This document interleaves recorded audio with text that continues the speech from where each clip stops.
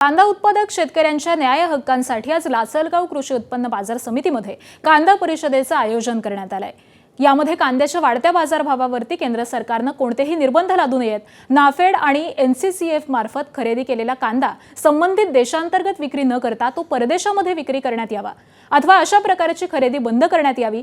त्याबरोबरच यापूर्वी बाजारामध्ये विक्री केलेल्या कांद्याला भावांतर योजना लागू करावी, अशा विविध मागण्या शेतकऱ्यांकडून करण्यात येणार आहेत। आजच्या कांदा परिषदेमध्ये शेतकऱ्यांच्या या मागण्यांवरती सविस्तर चर्चा करून केंद्र सरकारकडे पाठपुरावा करण्याची भूमिका ठरवण्यात येणार आहे।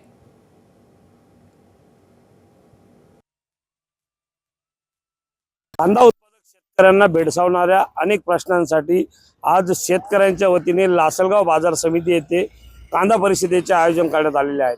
आपण आता आहोत नाशिकच्या लासलगाव बाजार समिती येथे। या ठिकाणी जे आहे ते शेतकऱ्यांनी एक कांदा परिषदेचे आयोजन करण्यात आलेले आहेत। या कांदा परिषदेमध्ये कांदा उत्पादक शेतकऱ्यांचे जे काही प्रश्न आहे त्या प्रश्नावर या ठिकाणी चर्चा होणार आहे। ज्या सरकारचे जे चुकीचे धोरण आहे त्यामुळे कांदा उत्पादक शेतकरी जो आहे तो आर्थिक संकटात सापडला जातो। वारंवार जे आहेत ते बदलणारे निर्यात शुल्क असेल, निर्यात बंदी जी असेल, या संदर्भात देखील या कांदा परिषदेमध्ये चर्चा होणार असेल। नाफेड एनसीसीएफची जी काही खरेदी होते मात्र त्याचा शेतकऱ्यांना कुठलाही फायदा होत नाही। वेगवेगळे कारण सांगून जे आहे कांदा जो आहे तो रिजेक्ट करण्याचं काम देखील नाफेड एनसीसीएफ कडनं करण्यात येतं।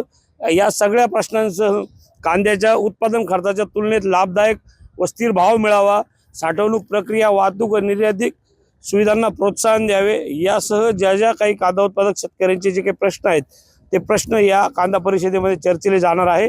आणि त्यानंतर या प्रश्नांची सोडवणूक करण्यासाठी राज्य सरकार आणि केंद्र सरकारकडे पाठपुरावा केला जाणार आहे।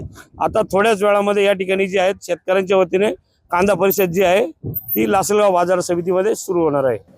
संदीप जेजुरकर, एबीपी माझा, लासलगाव, नाशिक।